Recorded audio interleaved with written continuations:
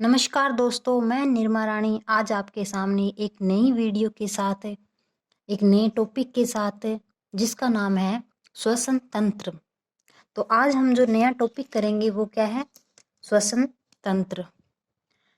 श्वसन तंत्र देखिए, तंत्र जो शब्द है,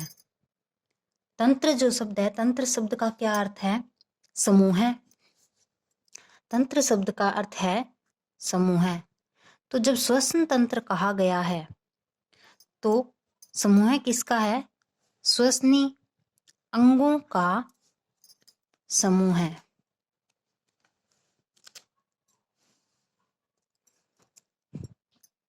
तो देखिए, ये मैंने पहले से लिख के रख रखा है। जो श्वसन अंग है वो कौन कौन से हैं? तो मुख्य जो श्वसनीय अंगों का क्रम है, तो मुख्य श्वसनीय अंग है ये नाक, फेरिंक्स, जिसको हमने उसमें पाचन तंत्र में भी पढ़ा था, ग्रसनी जिसको बोला है, फेरिंक्स, कंठ, श्वसन नाल, श्वसनी या ब्रोंकाई या फेफड़े। फेफड़े या इसको क्या बोल सकते हैं? लंग्स, या इसको फुफ्फुस भी बोल सकते हैं। तो ये है श्वसनीय अंग, जिनसे क्या होता है? श्वसन होता है। और इस जो पूरे अंगों के द्वारा श्वसन होता है वो क्या है? श्वसन तंत्र। अब है श्वसन होता क्या है? तो वास्तव में देखिए, श्वसन जो होता है वो दो तरह से होता है। श्वसन जो होता है वो दो तरह से होता है। एक तो होता है श्वास और एक है श्वसन। एक होता है श्वास और एक होता है श्वसन। इसको ब्रीथ भी बोलते हैं और इसको रेस्पिरेटरी। तो वास्तव में देखिए, जो हमारे शरीर के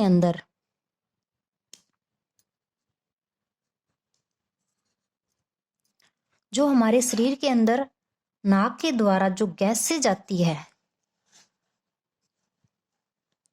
जैसे O2 हमारे शरीर के अंदर जाती है और CO2 बाहर निकलती है। तो जो वास्तव में गैस से जाती है वो ये जाती कहाँ तक है? फेफड़ों तक। फेफड़ों तक। तो इसमें वास्तव में क्या होता है कि श्वास में तो होता है कि हम जो सांस लेते हैं अंदर की तरफ, जिसमें O2 और CO2 का आदान प्रदान तो होता है, लेकिन इसके साथ साथ अन्य गैसें भी इसमें क्या होती है? उपस्थित होती है। इसमें क्या होता है? अन्य गैसें भी प्रेजेंट होती है। या इसको शॉर्ट में हम कह सकते हैं कि हमारे आसपास जो भी अदर गैसेस है वो क्या है कि इस श्वास प्रक्रम में शामिल होती है। और ये क्या है कि एक सामान्य प्रक्रम मानते हैं इसको। श्वास लेना क्या है? सामान्य प्रक्रम है।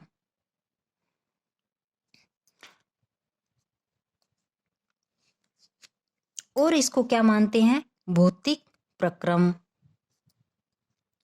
भौतिक प्रक्रम। और अब क्या है? श्वसन क्या है? तो श्वसन जो है, श्वसन में क्या होता है कि फेफड़े और रक्त, जो ये फेफड़े हैं, फेफड़ों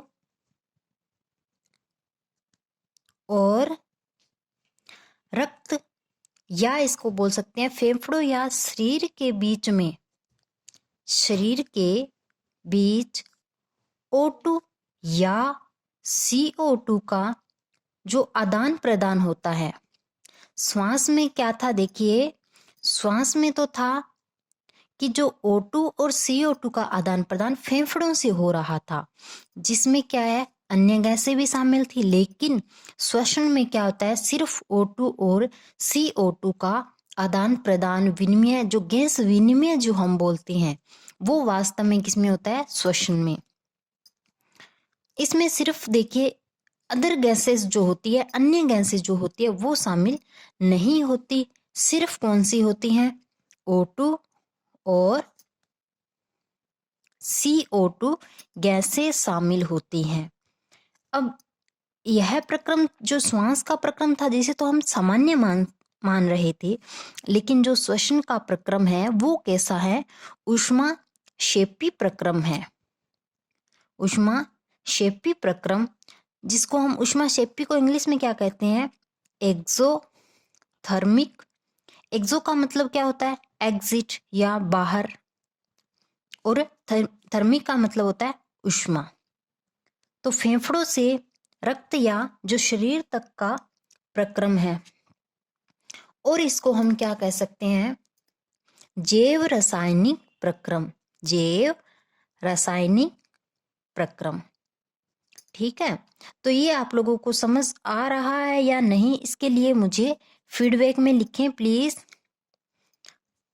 जैव रासायनिक प्रक्रम, या इसको क्या कह सकते हैं? यह एक ऐसी प्रक्रिया है, जैविक प्रक्रिया है, जैविक प्रक्रिया है। अब ये तो देखिए क्या थे, श्वास और श्वसन में हमने डिफरेंस देखा है, और श्वसन अंग मैंने बताया कि कौन कौन से। अब श्वसन अंगों के साथ साथ क्या होता है कि जो श्वसन अंग तो ये है कि फेफड़ों तक हमारी गैसों का जो आदान प्रदान, लेकिन क्या है कि फेफड़ों के फूलने और पिचकने में, फेफड़ों के फूलने और पिचकने में जो सहायक श्वसनांग है, ये तो श्वसन अंग है, लेकिन श्वसन तंत्र में क्या होते हैं? सहायक अंग भी होते हैं श्वसन में, सहायक श्वसनांग। ये कौन कौन से होते हैं? नंबर 1 है रिब्स, या जिनको हम बोलते हैं पसलियां, रिब्स या पसलियां। और क्या होते हैं? Diaphragm, diaphragm. तो ये क्या करते हैं? फेफड़ों की फूलने व पिचकने में सहायता कौन करते हैं? डायफ्राम करते हैं। डायफ्राम जो है वो क्या करते हैं? फूलने और पिचकने में सहायता करते हैं। और ये क्या है? जो सहायक श्वसनांग है। अब हम आगे पढ़ेंगे श्वसन जो अंग है, श्वसन अंगों का क्या कार्य है। श्वसन अंग देखिए, पहला था अपना, पहला है नाक, नोज। तो जो नाक है वो क्या है? नासा छिद्र में, और इसके बाद क्या होती है? नासिक गुहा होती है। तो जो नाक है इस तरह से स्ट्रक्चर होती है, जो नाक की स्ट्रक्चर होती है वो, यहाँ बीच में क्या होती है? उपास्थि होती है। इस तरह से जो संरचना होती है नाक की, तो इसमें एक बीच में ये उपास्थि होती है। ये उपास्थि, इसको पट्ट बोलते हैं, नोज का पट्ट। ये पट्ट जो होता है वो किसका होता है? मिसेथेमोइड, मिसेथेमोइड उपास्थि का बना होता है। मिसेथेमोइड उपास्थि का बना होता है। और देखिए ये तो होता है, जैसे नाक हम पूरे को बोलते हैं, जो नासा छिद्र, जैसे हमारे नाक के बीच में जो ये डंडी सी होती है, जिनमें दोनों में क्या होते हैं? जो गैस का जो आदान प्रदान होता है दोनों में होता है। तो इनके बीच में क्या है? एक पट्ट बना है, जिसे क्या कहते हैं? मिसेथेमोइड उपास्थि का बना पट्ट है। और जो नासिक गुहा है, देखिए जो नासिक गुहा है उसमें क्या है? जो अंदर की तरफ का भाग है वहां पर क्या होते हैं? बाल होते हैं, और श्लेष्मा, और क्या होती हैं? अस्थि।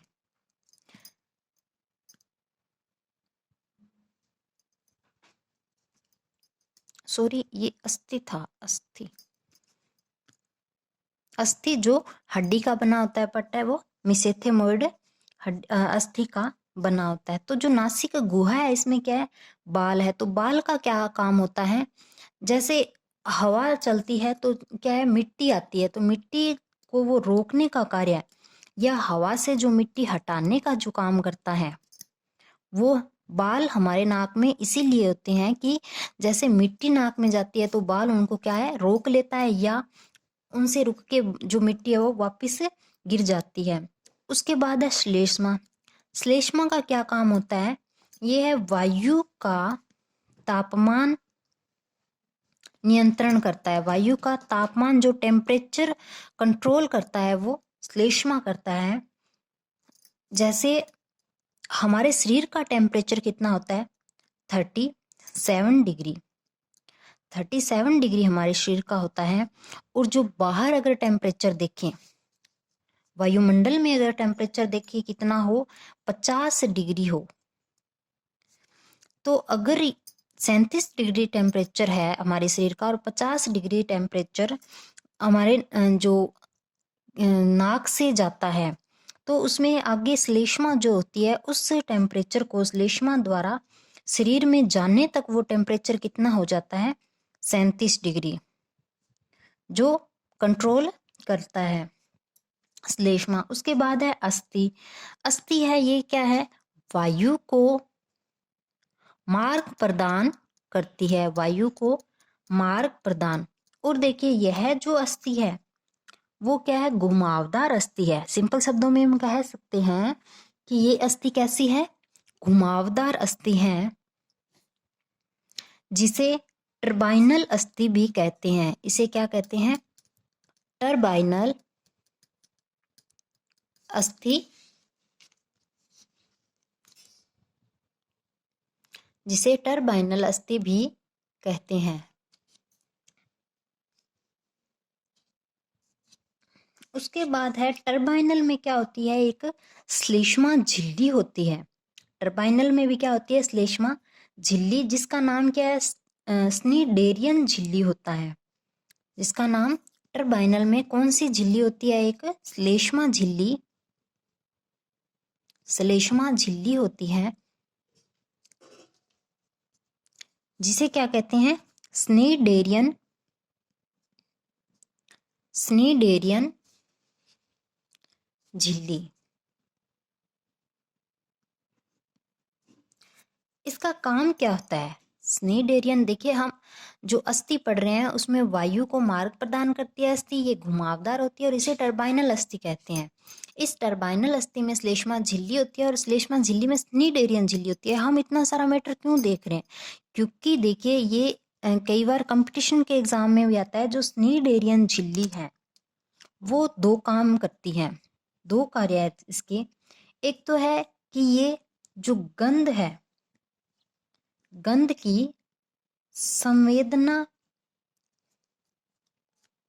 ग्रहण करने वाले, गंध की संवेदना ग्रहण करने वाले स्वेदांग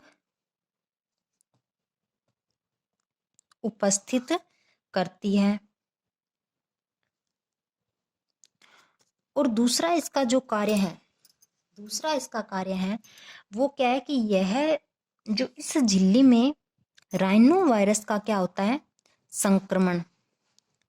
राइनो वायरस का संक्रमण हो जाए तो इस झिल्ली में सूजन से क्या होगा? जो श्वसन मार्ग है वो रुक जाता है। जब राइनो वायरस का संक्रमण हो जाए तो इस झिल्ली में जो सूजन से जो श्वसन का मार्ग है वो क्या होगा? रुक जाएगा। जब श्वसन मार्ग रुक जाएगा तो उससे एक रोग हो जाता है। कौन सा रोग है वो? जुकाम। तो जुकाम है वो किसके कारण होता है? राइनो वायरस के कारण। तो ये किसका काम है? स्नीडेरियन झिल्ली का। आगे आता है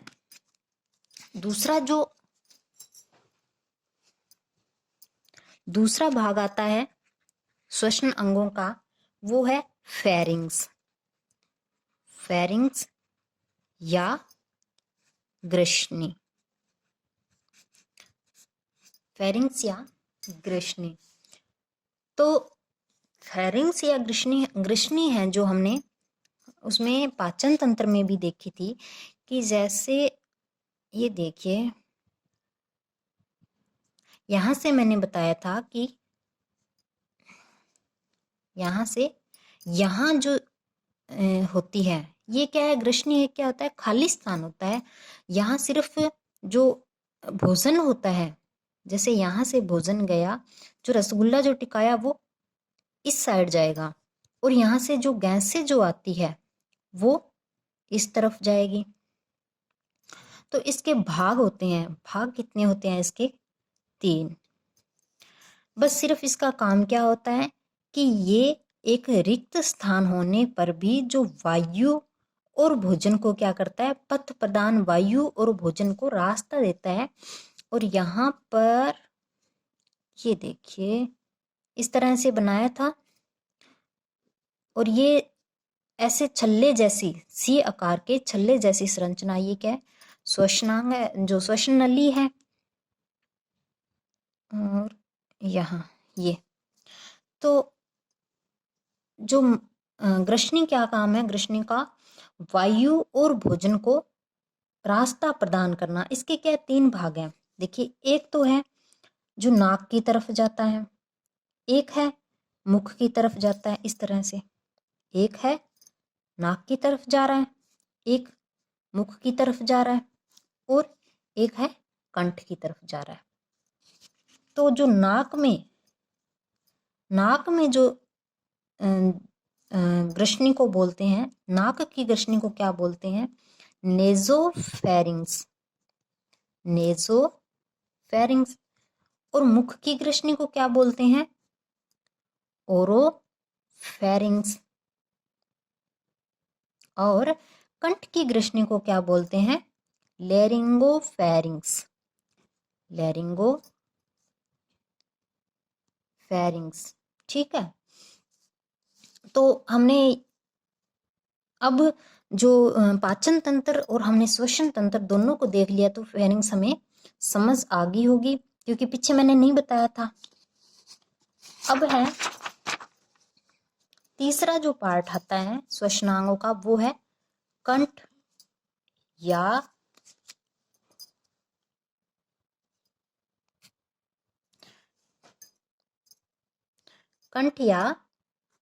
इसको बोलते हैं लैरिंग्स। तो इनका क्या काम होता है, कंठ या, इसमें क्या होता है कि वाक तंतु होते हैं। क्या होते हैं, वाक तंतु। वाक तंतु के वायु से टकराने से, वाक तंतु के वायु से टकराने से इनमें क्या होता है, कंपन होता है, जिससे यह क्या करते हैं, ध्वनि उत्पन्न करते हैं। कंपन होता है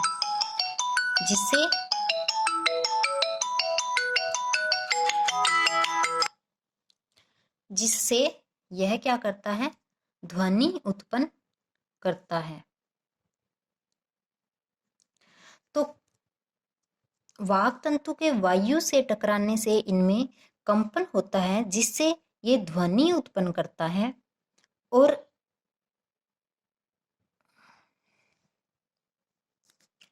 तो कंठों का क्या कार्य है, ध्वनि उत्पन्न करना। कंठ का क्या कार्य है, ध्वनि उत्पन्न करना।